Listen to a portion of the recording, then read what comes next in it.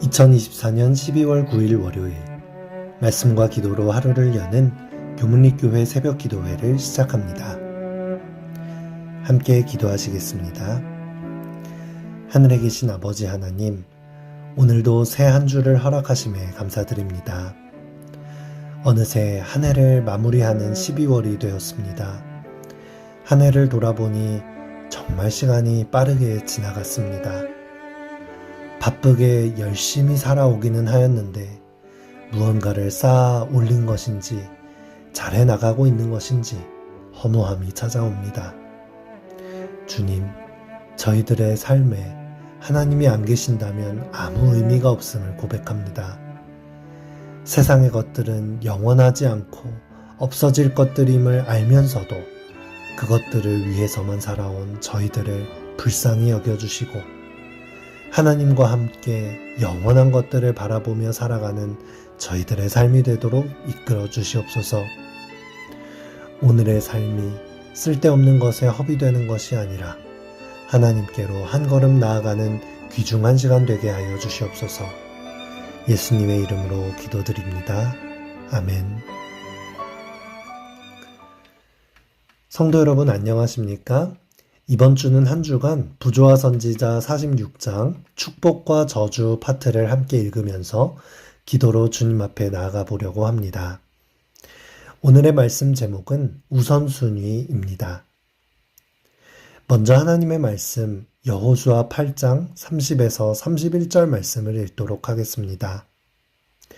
그때에 여호수아가 이스라엘의 하나님 여호와를 위하여 에발산에 한 제단을 쌓았으니 이는 여호와의 종 모세가 이스라엘 자손에게 명령한 것과 모세의 율법책에 기록된 대로 쇠 연장으로 다듬지 아니한 새 돌로 만든 제단이라. 무리가 여호와께 번제물과 화목제물을 그 위에 드렸으며. 오늘 말씀은 이스라엘 백성들이 아이성 전투를 마친 후에 하나님 앞에 제단을 쌓고 다시금 율법을 세우고 하나님과의 약속을 굳게 하는 모습을 보여줍니다. 그런데 그 장소가 어디라고 나와 있나요? 바로 에발산이라고 나와 있습니다. 에발산은 아주 아름다운 곳이었습니다. 부조화 선지자 500페이지에는 이렇게 그 모습을 묘사합니다.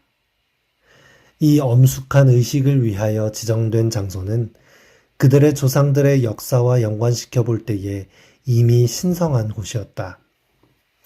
이곳은 아브라함이 가나안 땅에서 여호와께 첫 제단을 쌓은 곳이다. 아브라함과 야곱이 모두 이곳에 저희 장막을 쳤었고 그 후에 이스라엘 지파들이 요새의 시체를 가져와 이곳에 장사하였다.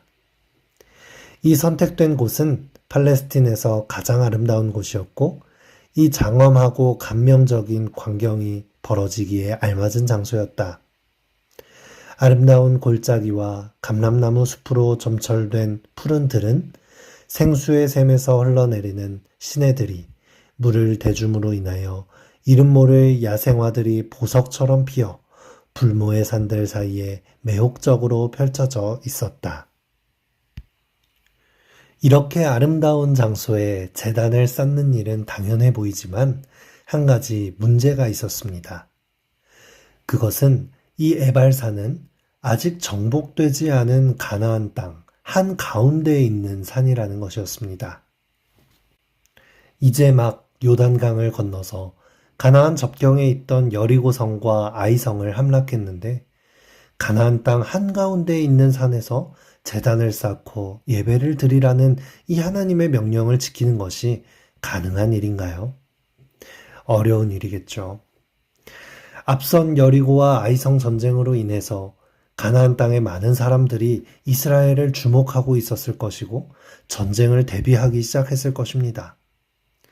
이스라엘 백성들도 앞으로 치를 전쟁을 준비하려면 한시가 바빴을 것입니다. 전쟁에 승리하기 위해서는 어떤 것들을 우선순위로 두어야 할까요? 본부 기지를 구축하고 군인을 훈련하여 전열을 가다듬고 무기를 준비하고 식량을 비축하는 것이 우선이 아닐까요? 작전을 세우고 계획을 세워서 훌륭한 전략을 짜는 것이 우선이 아니겠습니까? 하지만 하나님 앞에서는 그것들이 우선순위가 되지 않았습니다. 부조화선지자 499페이지입니다. 이제 군사적 행동을 중지하고 온 이스라엘은 엄숙한 종교적 의식에 참여하여야 했다. 백성들은 가나안에 정착하기를 열망했으나 아직 저희 가족들을 위하여 집이나 토지를 소유하지 못했으므로 그것들을 얻기 위하여 가나안인들을 몰아내야 하였다. 그러나 보다 우선적으로 주의를 기울여야 할 높은 의무를 수행하기 위하여 이 중대한 일은 연기되어야만 하였다. 사람의 눈으로 보기에 눈앞에 있는 중요해 보이는 우선순위가 아니라 하나님 보시기에 더 중요한 것을 위해 중대한 일을 연기시키는 것입니다. 사람이 가나안 정복에 대한 계획을 세운다면 아무리 훌륭한 계획을 세운다 하더라도 가장 바깥쪽에 있는 성부터 하나하나 정복해 나가는 계획을 세울 것입니다. 방법이나 길은 조금씩 달라질 수 있겠지만 가장 바깥부터 문제를 해결해 나가는 것이 당연합니다. 우리들도 마찬가지겠죠. 눈앞에 있는 바쁜 일들, 지금 현재 나에게 중요한 일들부터 해결해 나가는 것이 당연하겠죠. 하지만 하나님께는 그 우선순위와 문제 해결의 방향이 다른 것입니다. 하나님께서는 가나안 땅의 한 가운데로 들어가십니다. 그리고 그 중심에서부터 승리를 선포하시고 난 뒤에 문제를 해결해 나가는 것입니다. 어쩌면 사람의 눈에는 그렇게 우선순위로 보이지 않을 수 있지만 하나님께서는 모든 전쟁에 앞서서 다시금 율법을 새롭게 하시고 하나님과의 관계를 다시 잡는 일을 가장 먼저 하시는 것입니다. 그것도 적진의 한 가운데에서 그렇게 하시는 것입니다. 부조화선지자 499페이지입니다. 이스라엘 백성들은 유업의 땅을 소유하기 전에 하나님께 대한 그들의 충성의 언약을 새롭게 하여야 했다. 이 명령에 순종하여 온 이스라엘 백성은 남자뿐 아니라 여인과 아이와 그들 중에 우거하는 객들까지도 다 길갈에 있는 그들의 진을 떠나 원수의 나라들을 통과하여 가나안 땅의 중앙부에서 가까운 세겜 골짜기로 행진하였다. 비록 아직 정복하지 않은 원수들에게 애워싸여 있었을지라도 그들이 하나님께 충성하는 한 하나님의 보호 아래 있었으므로 안전하였다. 이스라엘 백성들의 모습을 보시기 바랍니다. 오히려 그들은 그들의 진을 비우고 떠나서 적진 한가운데로 나가서 하나님과의 관계를 다시 한번 굳게 하며 하나님의 율법을 선포하는 일을 먼저 합니다. 겉으로 드러난 일, 바쁜 일, 급한 일을 처리하는 것이 아니라 급하지는 않지만 가장 중요한 일, 가장 본질적인 일을 먼저 하는 것입니다. 우리가 당면한 인생의 문제를 해결하는 방법도 다르지 않습니다. 겉으로 드러난 일만 해결하며 살다 보면 세월이 살같이 지나가는 가운데 뒤돌아보면 급한 일들을 해결하느라 하나님을 뒤로 미뤄놓은 것을 발견할 수 있습니다.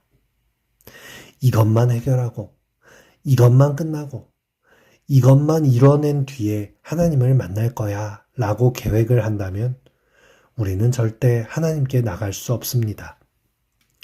왜냐하면 하나만 끝나면 해결될 것 같은 문제는 꼬리에 꼬리를 물고 새로운 문제를 가지고 오며 끝이 없이 바쁘고 급한 일은 이어져 있기 때문입니다.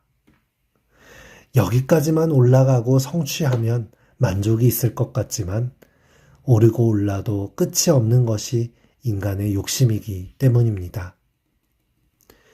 하나님과의 관계를 굳건히 하고 하나님의 율법을 내 삶의 중심에 세우는 일을 가장 먼저 하지 않으면 그것은 평생 뒷전으로 밀려날 것입니다.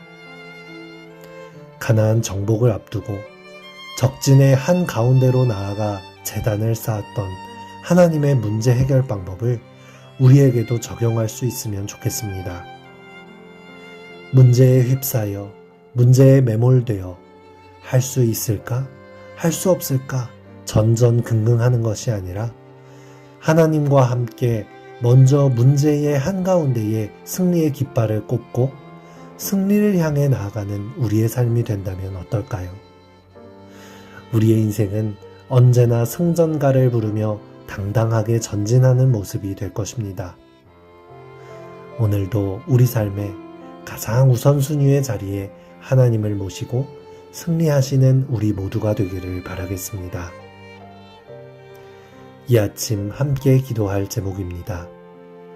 새로운 한 주일 말씀 안에 승리하며 경건의 부흥을 이룰 수 있도록 급하고 바쁜 일만 하면서 살지 않고 가장 우선순위에 하나님을 모실 수 있도록 2024년 수고한 교회 재직들과 새롭게 선출된 2025년 재직들을 위하여 2025년 각 부서별로 세워질 계획들을 위하여 기말고사 기간인 학생들과 대입 결과를 기다리고 있는 고3 학생들을 위하여 이 시간 함께 기도하겠습니다.